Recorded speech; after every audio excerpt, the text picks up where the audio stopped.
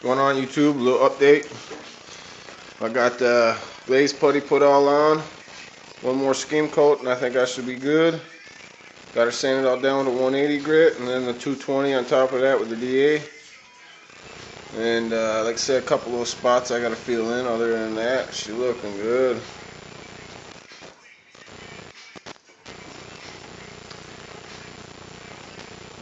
And then under there was some prongs sticking out there, and then like there and all over there, because this whole little area right there had that insulation on the firewall for noise for the engine compartment or whatever, so you didn't hear it. But I took all that off and I cut them prongs off. I'll be dynamitting the inside of that firewall anyways real good, so I ain't worried about that noise. And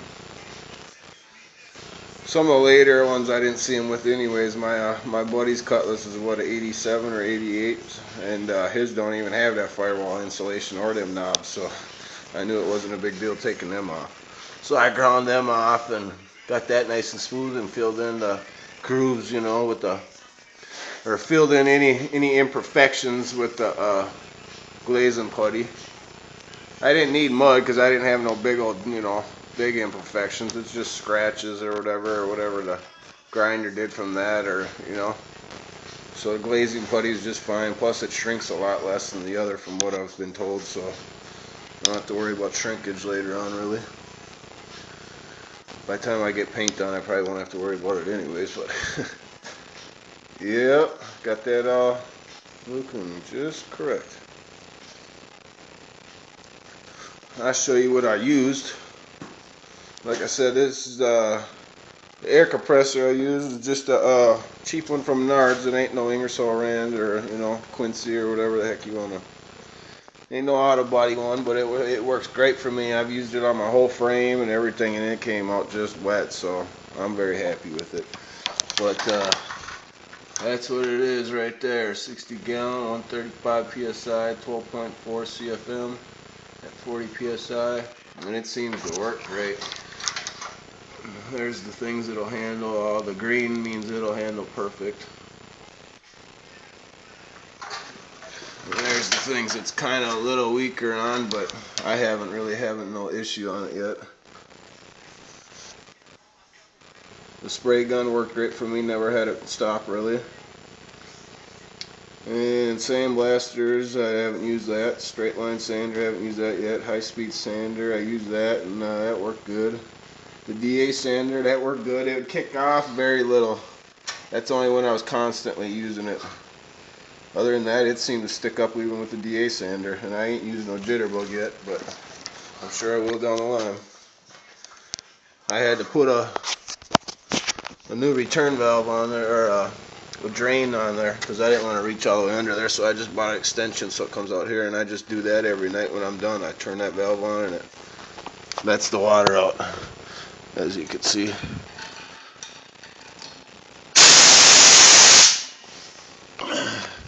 So that's how I drain it every night. Otherwise all that water sits in the bottom of the tank and I don't want it to rust out, so I do that once a night. They say every day when you're done. Otherwise some people say once a week, whatever. I just do it every day to perfect the investment. But yeah, I'm very happy with that. It's a standing unit. I had to plug it in the ground. I could have got the 30 gallon one and all that, but much painting and stuff I'll be doing, I needed the 60 gallon. And they're pretty much almost the same price for the 30 gallon roll one versus the 60 gallon. And then I use just the eBay water separator there. Separate the water with a pressure regulator, and this turns the air on and off. And I got a dual splitter on there for 2 hoses if I need, snap-on hose. But that's what I've been using for the painting. Figure I'd show you all the air compressor setup. And show you the products I've been using. Like I said, there's the DA, I already showed you that I've been using. Got that all looking dirty. And then for mixing up the polyester glaze putty, I just took an old, stuff got hard real quick as you can see, but I just took an old ice cream pail bucket and chunk of plastic, and that was what I used to spread it. But I'll show you what I used here. That's the glaze putty, Evercoat polyester glazing putty, ultra smooth finish. And then they got the hardener in there. And then directions require just a 4-inch, so I just made a 4-inch box like that, and it says anything over 4-inch you're going to have to add more hardener, but in 4-inch radius you just go from one side to the other with a small puddle of that hardener across, and then mix it up real good until it's all the same color. And it's ready. But you got to be quick because this stuff hardens fast. So yeah, I figure I'll show you that. That's the filler I'm using. Like I said, there was no need for Bondo on this. It was just imperfections I'm sanding, more or less. And then for the gun, I'll show you all. It ain't no Iwata, SATA, all that. I'm down the line, you know, after I start school here and all that. For auto body, I start school in fall. I'm gonna get the Iwata and then the SATA.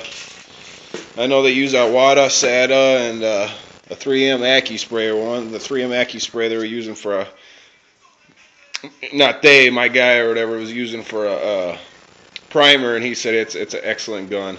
And then the SATA and Iwata, one for clear and one for base coat. So I got the part numbers for them. I'll show y'all in another video. But yeah, that's what I'll be getting when I actually turn pro, let's say. But yep, that's what I'm using now, and it worked great. I use that on my frame.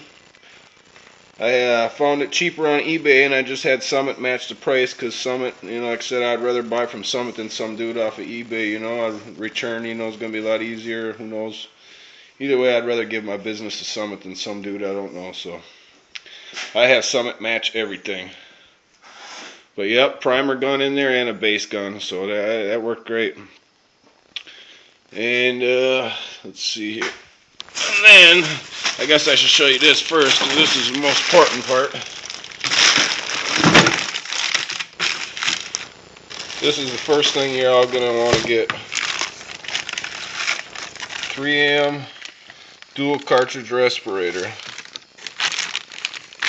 Here's a part number. 07193. And that there, you can get at pretty much any auto body parts store in town or whatever locally, or otherwise you could get them on eBay. They're around 17, 18 bucks, and they only last a certain amount of time, you know. Depends on how much you use it or whatever, but you know, you'll know when it's time to change it. But they got I just put it in the Ziploc so it stays good as long as I can, and they got different cartridges you can fill after you're done painting. They're like, I don't know, 50 cents $1 each cartridge you just put in there. They're just pads.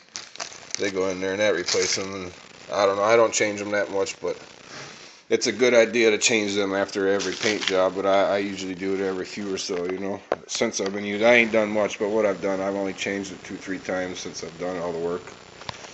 But that is a must. That, you know, safety first, of course. And it's only 18 bucks, so don't be cheap, you guys. Because these little ones here, they ain't good for nothing but maybe a little sand, and that there is what you need for painting and around all these toxic fumes and all that. Especially this glaze putty, it's not good for you. Not good to breathe, not good anything. So pretty much all this stuff I got in this box here to show you ain't good for you. But if you address it properly, you should be just fine. Over long-term use, I wouldn't really recommend, you know, unless you get a full respirator suit and all that. But for us backyard guys, that mask and some good gloves will save you a lot. And I'll show you what I used to clean it with. Everything I prepped with first before I did anything. After I got all the sanding and stuff, before I did anything, I used the DuPont. It's a cheaper version. Nason is DuPont's cheap version, you know. They got the chroma seal and all that, but the cheaper stuff is the Nason DuPont, and that's a wax and degreaser, and I use that. I went over the whole thing with the wax and degreaser of this. You get that at your local auto parts store or find it online, and that stuff there is probably the worst of all the chemicals. So this, you want to make sure you wear a mask and gloves, because this stuff you don't want on your skin, you don't want to breathe it, nothing. That's only use it when necessary, because that is bad for you. You know, so if done properly, you'll be fine. I'm just telling you, these are chemicals and toxics, so don't just go wearing these masks and no gloves and stuff, because that stuff ain't good for you. And then I follow that up at now that I got everything waxed and greased over time when I do clean. I mean, I ain't gonna clean yet, but when I do go to clean again, I won't use the wax and grease no more because I already got that real good with that. So from now on, I'll use this rubbing alcohol. It's much safer for you, and it'll clean very effectively. But you know, the final, you know, the first stage, I use that, get it all good, and then after that's all done, I put that away. And from then on, I just use that. And that stuff's cheap. You get that at Walmart, whatever, you know.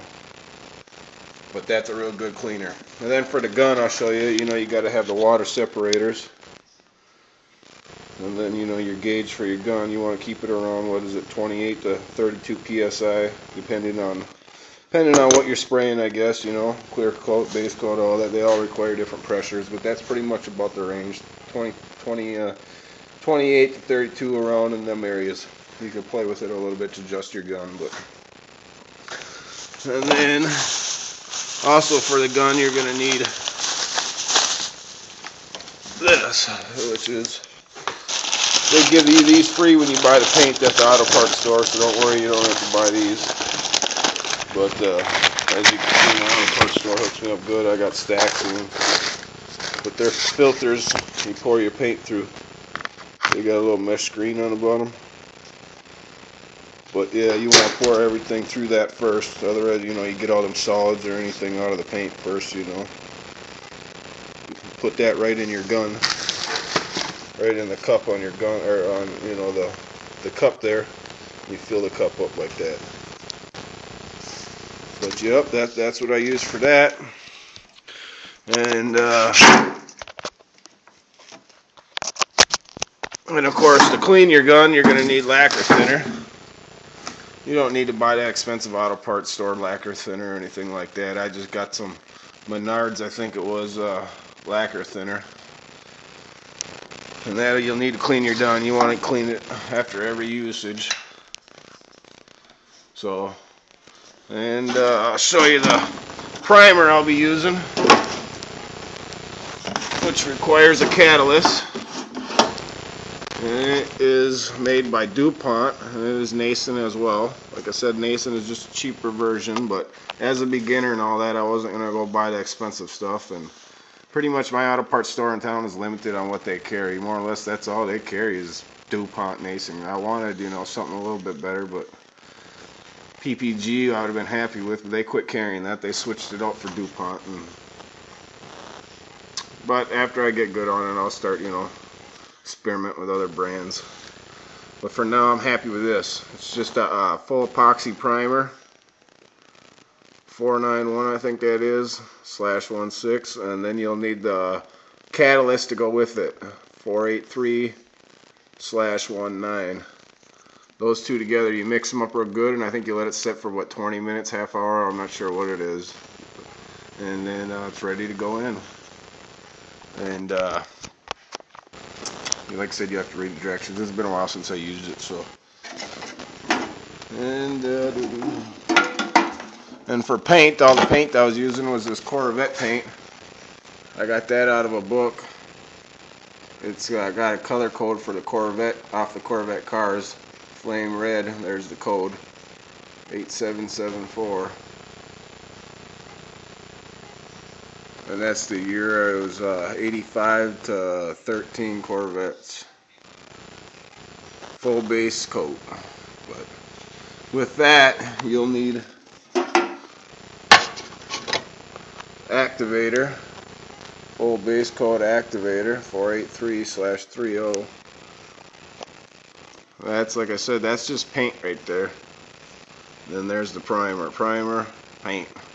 Can't just have one simple sleeve. It ain't like single stage, one bottle. I mean, you gotta have bottles for base coat, clear coat. And then I got the activator.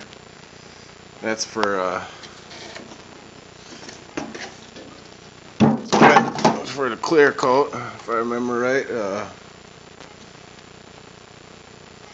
I also use Nason on that.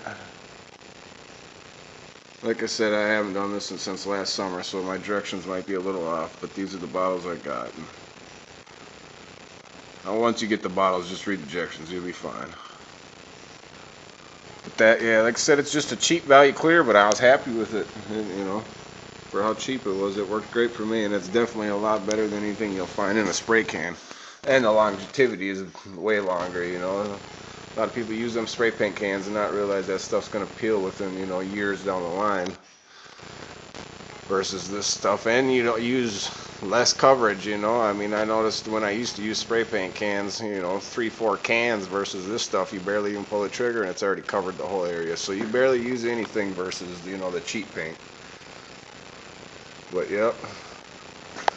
And then you'll need a medium reducer here. That's, like I said, that's also DuPont. But yep, that's what I'd be using for that. And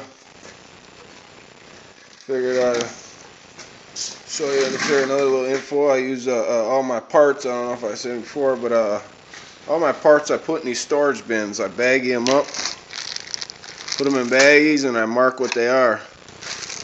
You know, what they came out of, where they go. So when it comes time to put back together, I know exactly what parts go where. You know, so it's a good idea, you know, for y'all to do that if you want a easy installation process in the end. But yep, and what you can't put in a bag, I just put right back in the hole.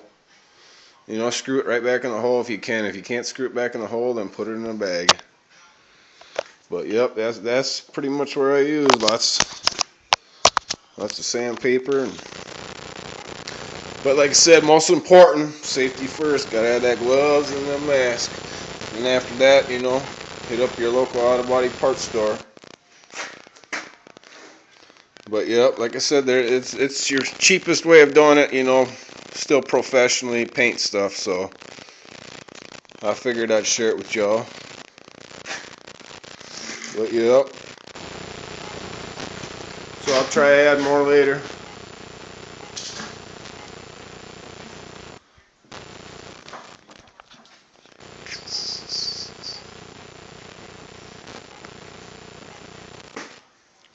Appreciate the viewing. And there's my wall of motivation. I figured I'd show you that before I go to. Some of y'all's car might already be on there, and that's exactly what I'm trying to achieve.